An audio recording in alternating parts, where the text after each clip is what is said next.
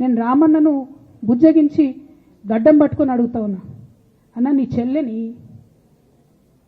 ఒక మహిళా ఎమ్మెల్సీని మన పార్టీ ఆఫీస్లో కూర్చొని నా మీద కుట్రలు జరుగుతున్నాయని నేనంటే మీరు వర్కింగ్ ప్రెసిడెంట్గా ఉన్నారన్న, ఫోన్ చేయరా అన్న, నాకు ఏమైంది బేటా ఎందుకు బాధపడుతున్నావు అని ఫోన్ చేయరా? ఇది ఎప్పుడు జరిగిన ఇన్సిడెంట్? లేక లీక్ కాకముందు, నేను నా కొడుకు గ్రాడ్యుయేషన్కి అమెరికా పోకముందు, అంతకుముందే.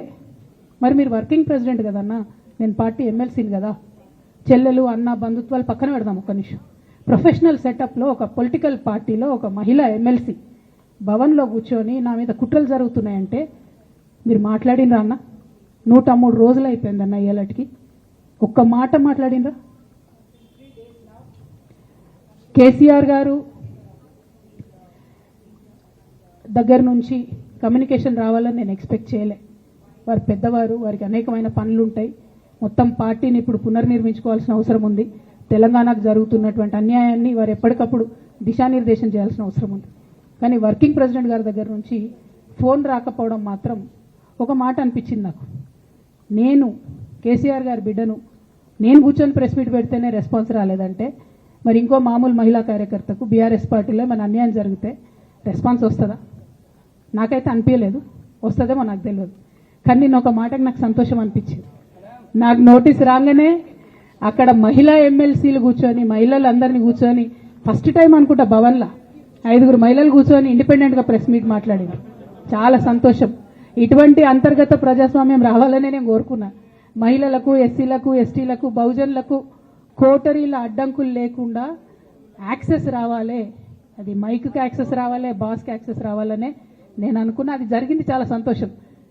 నన్ను సస్పెండ్ చేసినాక అయినా పర్లేదు, కానీ జరిగింది. నిన్న మహిళలందరూ కూర్చొని మాట్లాడి నేనేమంటున్నా అంటే కేసీఆర్ గారు, కేటీఆర్ గారు, నేను, మా కుటుంబం, మాది రక్త సంబంధం. పదవులు పోతేనో, పార్టీలకు వెళ్ళి సస్పెండ్ చేస్తేనో పోయేటటువంటి బంధం కాదు. కానీ ఎవరైతే వెస్టెడ్ ఇంట్రెస్ట్ ఉన్న పార్టీలు ఉంటారో, పార్టీలో ఉండి కేవలం డబ్బు సంపాదించుకోవాలనేటటువంటి ఒక ఆలోచనతో, వ్యక్తిగత లబ్ధి పొందాలనేటటువంటి ఆలోచనతో ఉన్నటువంటి వ్యక్తులు, వాళ్ళకి కావాల్సింది ఏంది? మేము ముగ్గురం కలిసి ఉండొద్దు, మా కుటుంబం బాగుండొద్దు, మా కుటుంబం విచ్ఛిన్నమైతేనే వాళ్ళకి అధికారం వస్తుంది. దాంట్లో భాగంగా ఇవాళ మొదటి స్టెప్ నన్ను బయటేసిరు పార్టీలకు వెళ్ళి. అది ఇక్కడితో ఆగదు. నేను గౌరవనీయులు పెద్దలు దైవ సమానులు కేసీఆర్ గారిని విజ్ఞప్తి చేస్తా ఉన్నా, మీకు ఒక సూచన చేస్తా ఉన్నా. దయచేసి మీ చుట్టూ ఏం జరుగుతున్నదో ఒకసారి చూసుకోండి నాన్న. నన్ను ఇవాళ బయటకు పంపొచ్చు, నేను మీలాగా స్ట్రేట్ ఫార్వర్డ్ ఉంటా, నిజాలు మాట్లాడతా.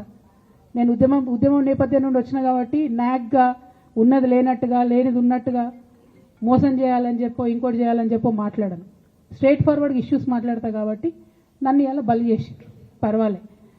కానీ రేపటి నాడు ఇదే ప్రమాదం రామన్నకు కూడా పొంచుంది, రేపటి నాడు ఇదే ప్రమాదం మీకు కూడా పొంచుంది. అల్టిమేట్గా బీఆర్ఎస్ పార్టీని హస్తగతం చేసుకోవడానికి జరుగుతున్నటువంటి కుట్రలో భాగంగానే ఇవాళ నన్ను ఎలిమినేట్ చేయడం జరిగింది. నేను ఇవాళ ఓపెన్గా అడుగుతా ఉన్నాను, హరీష్ రావు గారికి నేను సూటి ప్రశ్న వేస్తున్నా, ఈ రాష్ట్ర ముఖ్యమంత్రి రేవంత్ రెడ్డి గారు కూడా నేను సూటి ప్రశ్న వేస్తున్నా.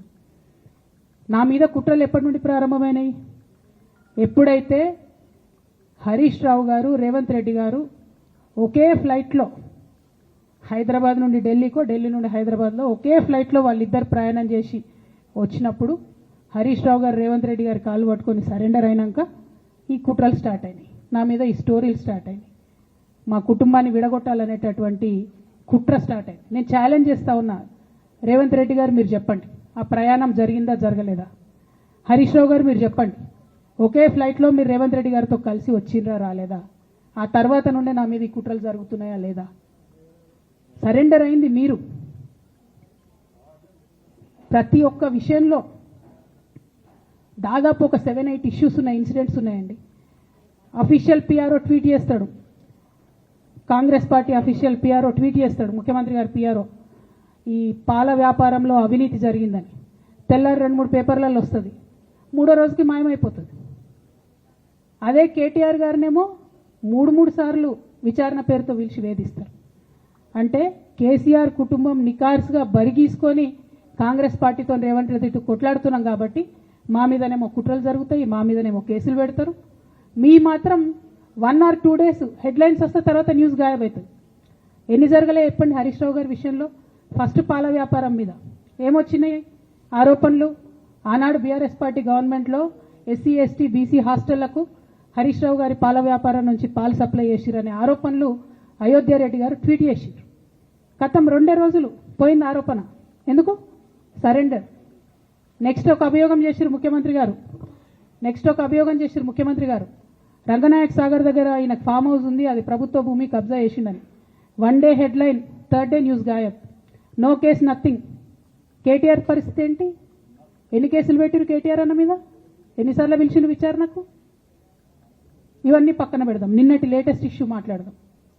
కాళేశ్వరం కానీ ఇంకోటి కానీ ఏ ప్రభుత్వంలో అయినా పొలిటికల్ పాలసీ చేసేవాళ్ళు, విధానపరమైన నిర్ణయాలు తీసుకునే వాళ్ళు ముఖ్యమంత్రులు ఉంటారు. కింద ఉన్నటువంటి మంత్రులు దాన్ని ఎగ్జిక్యూట్ చేయాలి. కేసీఆర్ గారు ఒక పాలసీ డెసిషన్ తీసుకున్నారు, నేను కాళేశ్వరం ప్రాజెక్టు కడతా, దానికి ఇన్ని డబ్బులు ఇస్తా అని. ఆనాడు మంత్రి ఎవరు? ఎగ్జిక్యూషన్ చేయాల్సింది ఎవరు?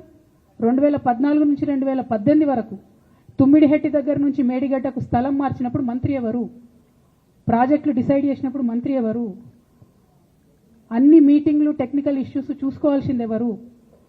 ఇవన్నీ రేవంత్ రెడ్డి గారు మాట్లాడారు. నేను మొత్తం అసెంబ్లీ స్పీచ్ చూడరు మీరు, వీళ్ళ మ్యాచ్ ఫిక్సింగ్ అనేది మీకు తెలిసిపోతుంది. ఏం మాట్లాడరు ఆయన. ఎంతసేపు కేసీఆర్ కాళేశ్వరం కట్టిండు, కేసీఆర్ కుటుంబం 1,00,000 కోట్లు తిన్నది. అరే 2007 నుంచి ఇప్పటివరకు కాళేశ్వరం 1,00,000 కోట్లు కూడా ఖర్చు కాలే. 1,00,000 కోట్లు ఖర్చు కాని ప్రాజెక్టులో 40 లక్షల ఎకరాలకు నీళ్ళియంగా కూడా 1,00,000 కోట్ల అవినీతి అయింది అంటారు రేవంత్ రెడ్డి గారు. దాన్ని మళ్ళీ ఓన్లీ కేసీఆర్ గారి గురించి చెప్తారు, హరీష్ రావు గారి గురించి మాట్లాడరు. ఎందుకంటే ఇంటర్నల్ అండర్స్టాండింగ్ ఉంది వీళ్ళిద్దరికి.